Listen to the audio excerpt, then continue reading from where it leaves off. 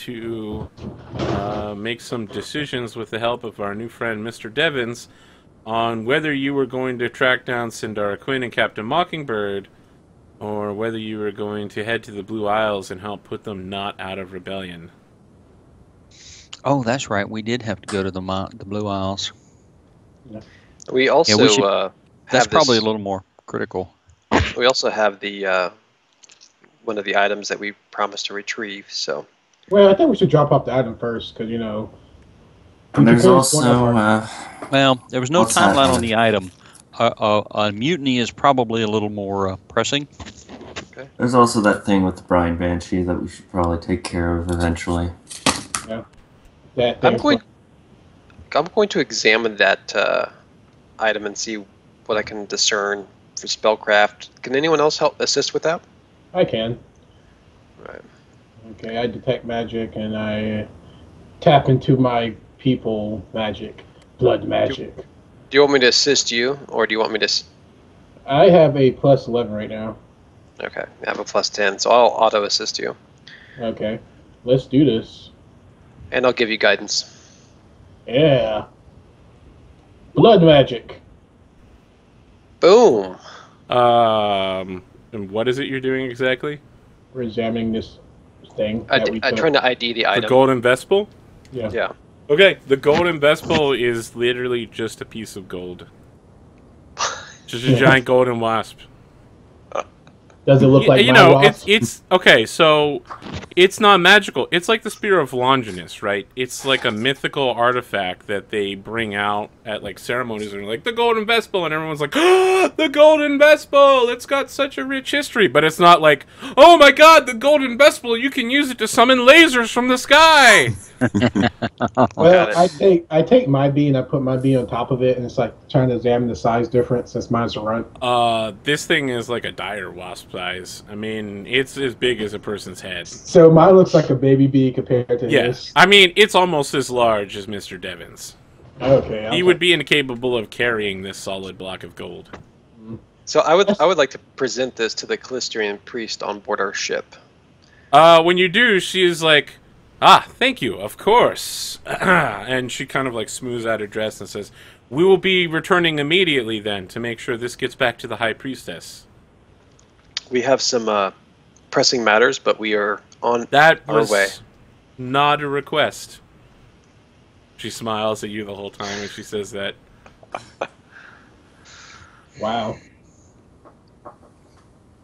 You know, for one who is so... She kind of like looks down and then looks back up at you. One who is so intent on joining our faith, I thought you would understand the need for speed here, as the humans might say in their haste. We just acquired it, and I think that is a success in itself. Acquiring it and returning it are both parts of the mission. Oh, I agree. We have all intention to return it as quickly as we can, but sometimes pressing matters of the crew take on priority above my own interests.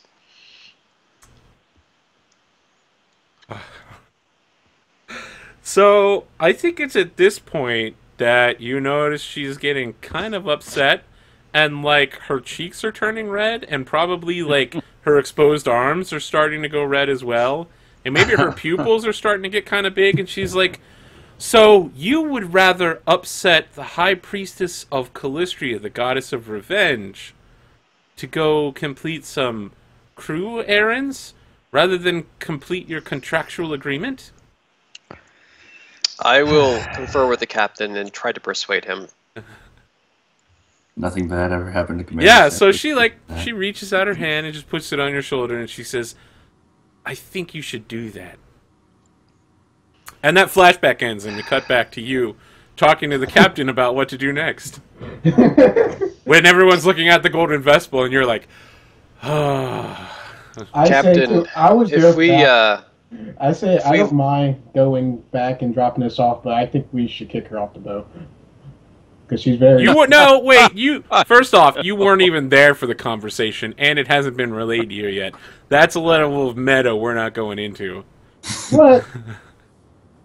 So the guy to go to the report about Calestia. Yeah. The other guy that followed Calestia stuff is not there. Fine. I was going to request the captain that we do drop this item as soon as possible because we went to great lengths to retrieve it, and we did, also encounter treasure we were able to keep. But if we were to lose, this, we would be breaking our contract that we made with the High Priestess. Well, not to mention the amount of harassment we would get for it. So, all right. Where do we have to take this back to, Arthur? The House of Stolen Kisses. Yes. Which is on... my notes. Where's my notes? It's in Kent, isn't it? Yeah, on Motaku Isle. Motaku? Oh, that's not too bad. And the blue... The Blue Isles are located northeast of the map. Oh, so it's actually not horribly out of our way. Okay. Yeah, all right. We'll go back to Kent, right? All right. So I will go back, tell the Calistrian priest on board that my request has been granted, and I would like some training. Wait! It's that simple for you, Dom? Literally, the captain says we're gonna do this, and you're like, okay. I'm not metagaming, so it doesn't matter. No. Okay, so here's the deal. We came out of the flashback, and you were immediately like talking about things that happened in the flashback. Then Adam relayed what happened, right, as Alaris, and Scourge is like, okay, we're gonna do that first. Your reaction to that is what? Okay. Okay, so you're okay with not going to the Blue Isles? Yeah, we made a deal. It is not significantly out of our way to drop this at Kent. Yeah. It's on the way. It's not a big deal. We are not going to put in at the harbor, so we don't have to drop a plunder. We're going to do a drive-by. Yeah. Okay, you're going to upset your crew. Here's my question. Like, when you say that, is Mr. Devins in the room, or if you locked him out just like you have with Fredericks? Unless he's an officer, he's not going to be in the room. So. Well, he seems to think he's an officer. That actually would upset the crew, wouldn't it? Yeah. You're literally like, don't worry, the captain and all his officers are going ashore for a visit to the pleasure temple of Calestria, but you guys get to stay on the boat and not get paid. I could go alone, too. I was just going to have it... the two priest people go. Expressed in somehow. But no, we'll go ahead and put in. That's all right. But we are going to have to start looking for something to pick up some plunder on the way then, because we just picked up a giant pile of plunder. Yeah, I know. So and greedy. It seems to just trickle between our fingers every time we stop somewhere. Yeah, that's how stopping works. Pirate life. Yeah, we're not picking up plunder in between too many of these stops, is my point. We need to start making the attempt to run down some ships or hit some towns or whatever we need to do. Right. So. I'll keep that in mind. Yeah. So you make it to Kent, right? No one has any objection to just zooming there then? No. Yeah. All right. There's probably like a short song, like 30-second song that's just, a montage of the ship sailing at high speeds. Hey, question. How is our clock since the beginning of the module campaign? Time clock. Our time clock. How many months, days, weeks has it been? It's been about 6 months. Since the beginning of this camp, in-game time. Because there was a 3-month break when you got the ship repaired. No, I'm talking about since the beginning of this book. I have no idea. I'm just wondering when Charm School wraps up. There was a 3-month break between the one to the next, and then we've been at this particular book about a week and a half, I think. Charm School is a long way away, man. You're looking at a full 9-month semester. Is it 6 months? You said 6 months. All right, 3 more months. Fine. You got a while before your little Charm Schooler comes out of the baking oven. Your halfling slave that you freed. Yeah. What? I want my own pepper. So we'll make quick work of Kent. Give the crew one night on shore. We're leaving the next day. Okay. Knocking off a plunder. Knock off a plunder. Okay, so the song as you're going to Kent is Midnight Train to Georgia.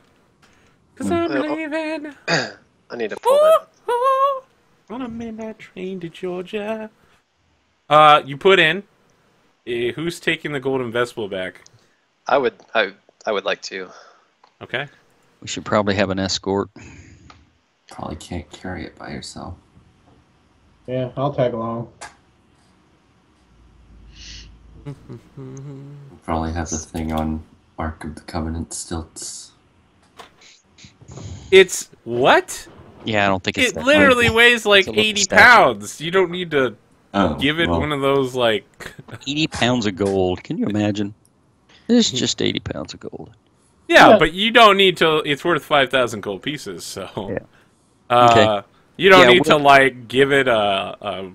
What do you call those things? I want to say sandpan, but not that. I dragged more gold out of the Sierra Madre.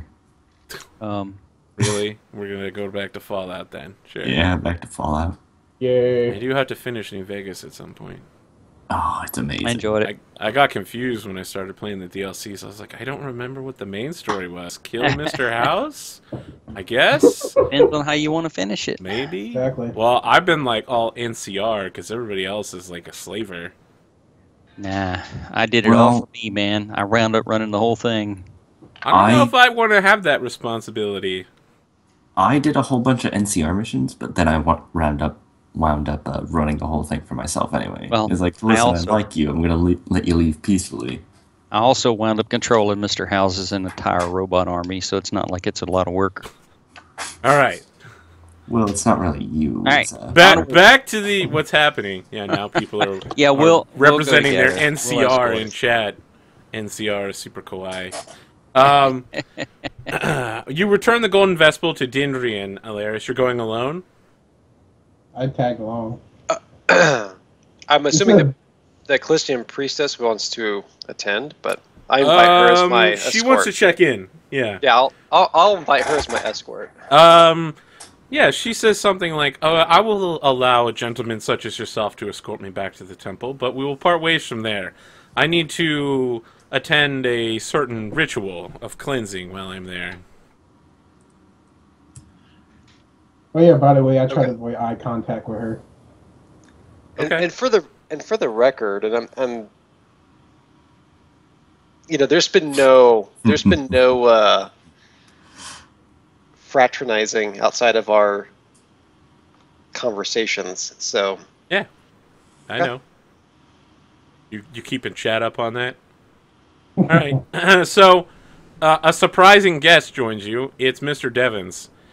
He's like, yes, I heard you're going to the Temple of Calistria. I, too, would like to go there. I always visit the Temple of Calistria whenever we're in port, no matter where we are. And so this little gnome is marching proudly behind all three of you larger folk. And when you get there, everyone gets split off. So Mr. Devins goes to like the receiving area for what's essentially the sacred prostitute version of Holy Communion. Did we ever give her a name? I don't think so. Nope. I feel like she should, like, she's been mentioned, like, every episode. I feel like she should have a name rather than she had a name, and it was very close to my name, Alaris, and it was like...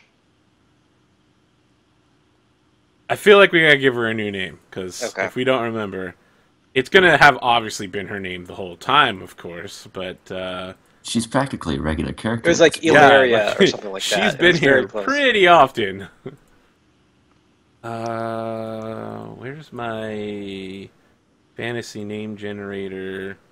Boots. That's what her name should be. No. What? She had combat boots. I'm going through my notes, but I don't It's see anything. simple Arthur. and quick. Easy. Oh, I like that. Alotl. Yeah, her name is Alotl. Alotl. Sure, why not? Yeah. Alotl, okay. Yeah. So her name is Arlotel. Yeah, Alotl splits off in her direction to go to, like, the... You know, like, the barracks area of the temple. Where are you going? aces? I'm going to the bee grooming area. The what? Pick up some bee grooming area to pick You're up a going to the kit to bee make. grooming area? Okay. Well, I gotta keep my wild. Yeah, it's like around back. Of course, they keep bees all year round. While we may suffer from a North American diminishing bee population, the Shackles is perfect environment for bees. Exactly. And I get like some more like stuff for my grooming kit. And I say, don't worry, Ferris, you'll be taken care of. Yeah, so, I mean, the guy back there, he looks almost exactly like Alaris, and he's dressed in the traditional outfit, so since Alaris wears an outfit that looks like them, but is less sexy, or at least is more covered, let's say that. You know, he's basically out there in, like, jeans as a beekeeper, and he's like, yes, hello. You want to get some grooming for your bees? We have that available. Yes, this little fellow has, I say, Ferris front and center, and Ferris like crawls from my jacket like sleeve and comes up to my palm. He's like, you want bee grooming equipment for exactly one bee. Well, this is a pretty big bee. We've got something for that. Yes. Yeah, and I think that you guys just have a short time talking to him about bees, and you and him talk. Alaris, you're led into the temple where Dindrian, and I think as Dindrian comes on screen, we have like the audience sounds of them all like clapping and someone whistling, like, wow, that was terrible. Yeah, like that. Yeah, you know, like a sitcom. Wolf whistle and all that. As she comes on screen. I bow to her in a grandeur manner. Yeah, like as you're doing all that, she just walks up and takes the golden Vespel from you. You're like bowing, she's just like yoink. I have no street cred with these folks at all. None. It's like, here it is. Been dissed. I died for this 80-pound bee. Yeah. Oh, well, literally. that's nice. That's nice. Yeah, so do you look hurt when she takes it like that?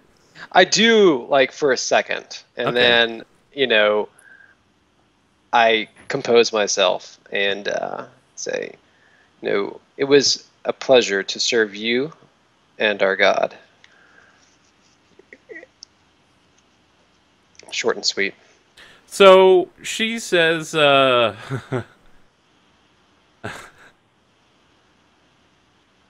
cred. Man, the chat tonight. Oh boy, Chat tonight is on fire tonight. Even the YouTube gaming chat is pretty good. Yeah. I linked to the YouTube gaming chat. Listen, Dan. It's not that your computer doesn't have the best connection, but in the past, you have over bandwidthed yourself occasionally. 7 days. I don't want to tempt you. 7 days. But if you're looking for it, you can find me. I actually have no idea how to link it. I didn't know if it popped up yesterday on my phone. Yeah, I actually don't know how to get to my channel. Really? Yeah, I have no idea. I just go live. YouTube.com/APGamingREAL. Yeah, maybe. I do have my friend. I don't think APGamingREAL would work because my YouTube is WB Polar Bear. Anyway, damn it, we gotta get back in there. All right. So when you look hurt, she has someone come in from one of the little side chambers, you know, the secret doors that open, and takes it, and she sees that you look hurt, and like puts a hand on your shoulder and says, "Oh, don't look so hurt, Alaris. I haven't gotten to your reward yet." And she smiles and pulls out a piece of paper and says, "As our agreement, you wish to know more about certain events happening throughout the Shackles. There is a patron of one of our temples, a half-elven scrimshander from Drenchport named Jameis Kiss. He claimed to have knowledge of a spy ring operating in the Shackles. If you were to seek him out, well, Drenchport is such a lonely and dark town. I feel like the real reward here should be you staying the night with me. Let's talk." Speaking of, did I would love that. And I bows again and thank you for that information. Yeah, and then she starts pulling out pamphlets on how you can join the faith of Calistria and become like a holy vindicator. Sweet! Yeah, like the implication there was that maybe she was like, let's talk. And then it's like, let's actually talk. Let's cut back over to Scourge and Agrajog. What are you two bachelors doing on land? Drinking. Did I see... Drinking heavily, yeah. Did I see Tessa Fairwind's ship as we pulled in? No. All Her right. flag is flying from some of the structures, but that's normal. Her, like, Admiralty pennant is not anywhere.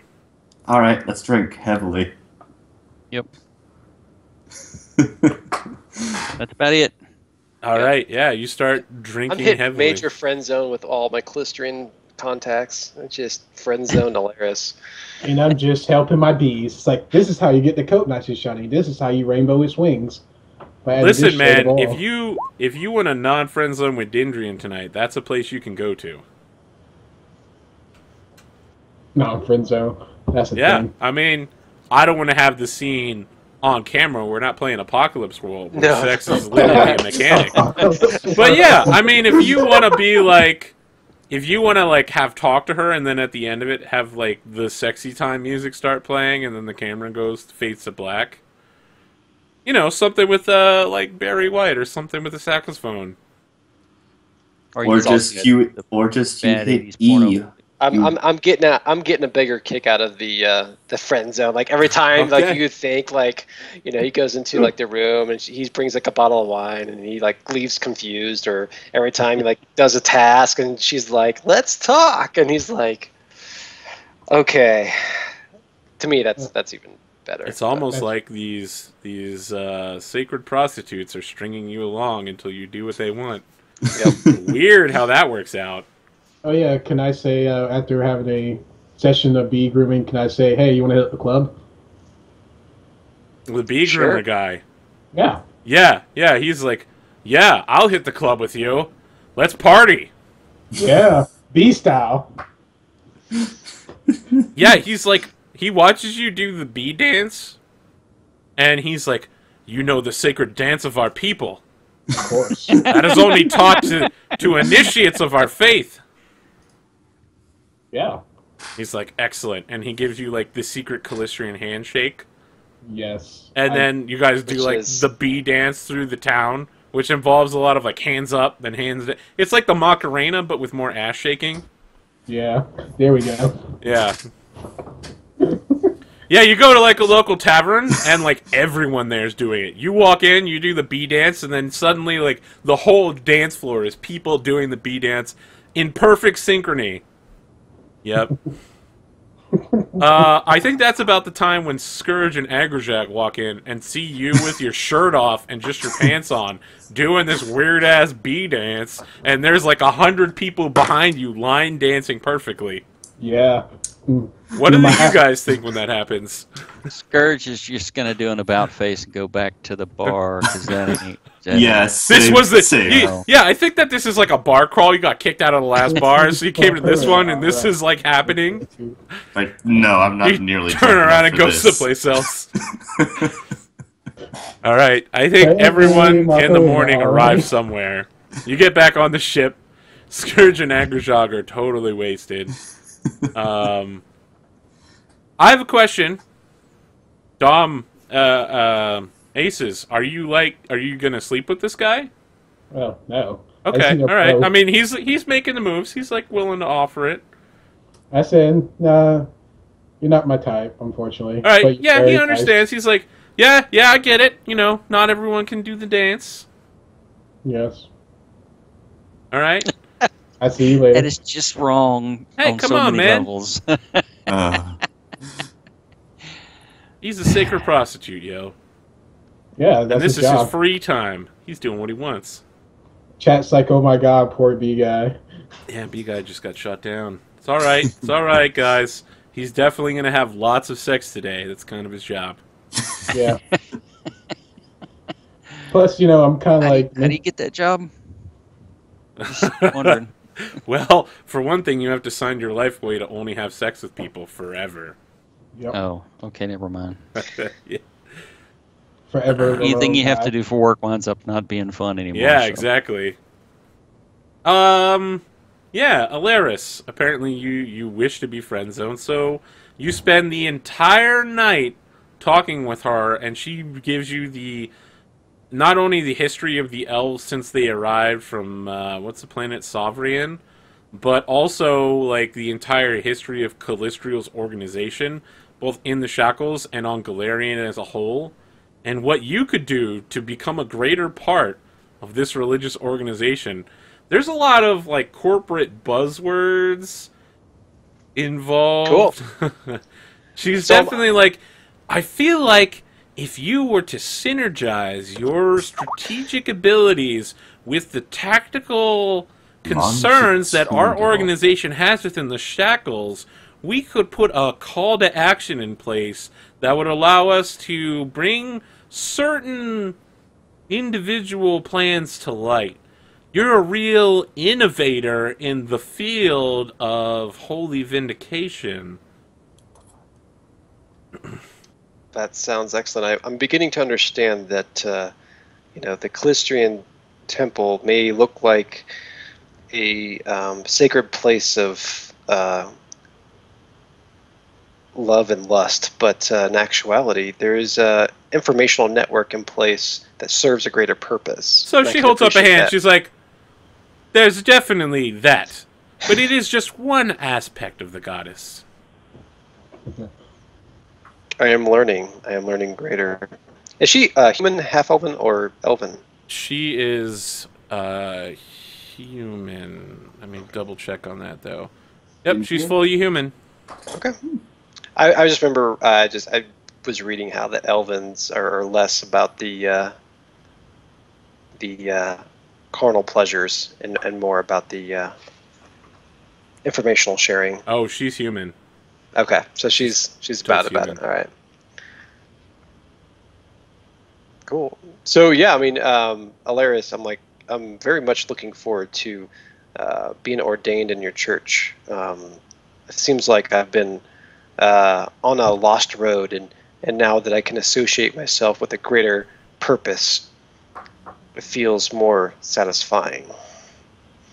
Especially if I were to come in danger again, where I would fall in combat. Could I rely upon your resources to revive me? I had to do a deal with the cleric of Dahak in order to come back to life. Actually, she's probably like, I can't believe you let their foul magics touch you. And she's like putting her hand on your back and like rubbing your stomach, and she's like, did he hurt you? No. Is your whole soul back where it belongs? I think so. But my comrades did that when I was beyond death's door. I assumed you didn't negotiate with him directly. That would be rather odd. No, and so we should probably take a sip of wine. We only bargained future funds to be paid. We did not bargain any dark deeds. But what I'm trying to say is that in the future, if there is any suffering, that we could, myself or my companions would get a discount for any type of healing services that are required. So when you say that, she kind of, you spent like 8 hours talking with her, so it becomes obvious when she goes like business mode. So she plasters like the fake business mode rather than her genuine smile. It's the business mode smile.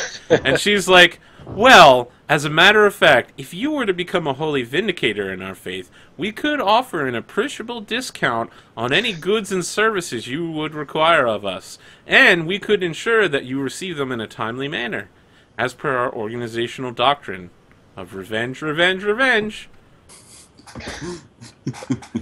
That's great. Especially with an asset like you, who's so important to our strategic overlay for this particular region. I feel like we would go out of our way to make sure the analog of your soul was replaced back in your body.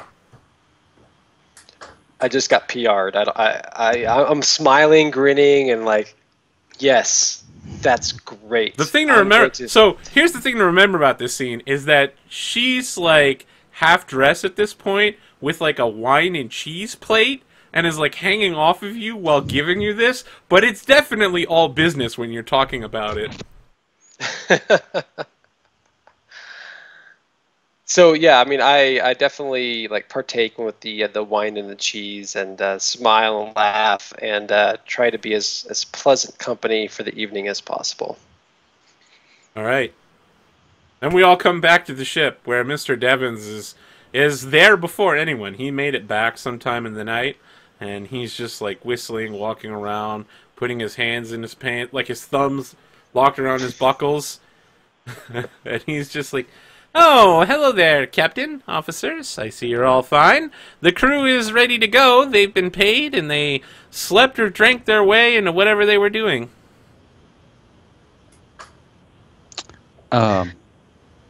Commodore. Yeah. You see me with a glow Of on my course, face? Commodore. Yes, yes. Of course. You see me with. I like how that's the first thing anyone says is you Commodore. just like raise an eyebrow. Commodore. Commodore. You see me with a glow on my face. My bee's like super shiny today, and I'm like happy. And my tattoos are glowing a little bit more than usual because I'm like Polished your my bee all night, huh? Yeah. My Wow. gills, Wow, Craig. Real subtle, that one. my gills are just a little bit greener. Commodore, if we require any further healing beyond my capability, we do have a discount with the Clistrian Faith. Excellent. How much of a discount? Okay. I believe we should get moving towards the Blue Isles. Did I say that right? You're going to go to the Blue Isles and solve the problems there? Try to, if it hasn't been too long. I've only been in rebellion for a couple months. I'm sure they'll keep during the few days it takes you to get there. Okay, yeah, you set sail. You go straight up the coast there, northeast of Benbog Island. And so, let's see here. You're heading towards the coast of the Lirgani coast. So you're following the Eye of Ambadengo eastward. And right when you're about to where the Blue Isles are. So the water here isn't super deep. You know, it's like 30 or 40 feet deep. You can see the bottom. But it's like pure blue. Absolute glass, clear, clean, smooth sailing. All of like the force of the storm winds from the Eye of Immendengo are being like caught up in breakers along the Lurgurni like drainlands, and so the water here is just absolutely perfect. And that's when at the edge of the horizon you spot numerous ships and flags all sailing eastward, which is strange because, you know, you're sailing along the coast, so they've got to be moving in directly towards the coastline. Could you give us a ping on the map where we're at? Because I don't find you're not on the map.